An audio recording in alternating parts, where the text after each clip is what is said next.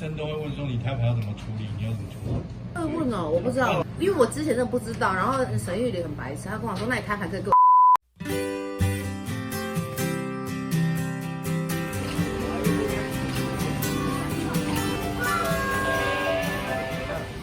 他说正常人大概是0.6到1.3，然后我那时候是3点多，看他就告诉你旁边这里都是积水的状态。那现在就一直喝水，然后看能不能把它自己排出来。那是几克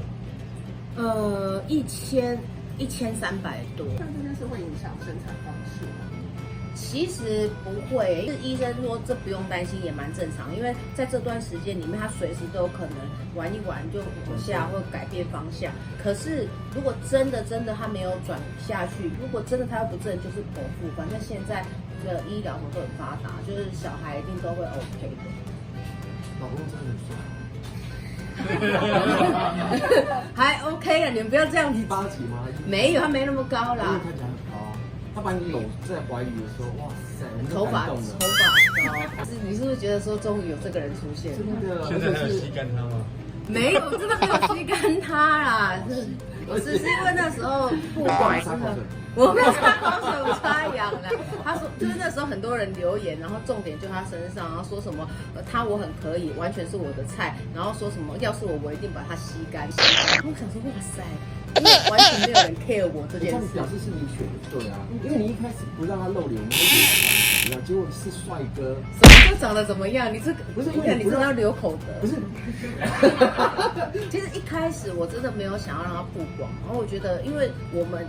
尤其我的身份很多，就是会有很多酸民，然后我就觉得怕他会承受不了，或者老公有很想要曝光吗？就你也没有公布他长相。其实没有他没有很想要曝光，可我觉得你们真的把他写得太好，让他现在自己很有自信，对，因为。你说什么？他有点酷是赵又廷，然后我那天跟他讲说，天哪，人家说你像赵又廷，我还赵树，他就说真的有人说过然后我想说赵树，你刚刚讲赵树还留点口德，你才要留口德啊！不要惹树海哥不开心。之后会打算曝光生产过程吗？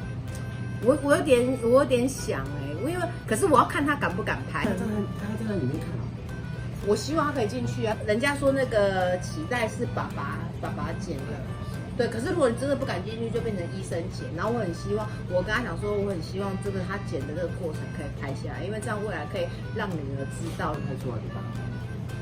惨到当然不可能，我要剪啊！但是重点就是不懂啊，我不可能发你去拍，不行的，小孩出来，不要小孩出来，第一个看到你，我真的吓死了。等一下那乱机出来就给我乱讲话。老公有答应的吗？他现在是说好，可是我不知，因为很多男生好像到了真的那一刻的时候，他们是不敢。医生都会问说你胎盘要怎么处理，你要怎么处理？会问哦，我不知道因为我之前真的不知道。然后沈玉玲很白痴，他跟我说：“那你胎盘可以给我吃吗？”我想说：“你干嘛吃我的胎盘？你有事吗？那是我自己的。”他就说：“不然我跟你买。”听说养颜美容，但是因为玉玲哥说那是真的一个药材，还有一个名字什么的。然后我想说哈，但重点是怎样不可能吃我的嘛？我自己的，我觉得好可怕。他就算吃了也不会变成赵又廷啊。但是没有，他是彭于晏，他说他本来就这么不正经。那你就跟医生说你要指定转让给生产。我才不要我不想要他身上有胎盘，很可怕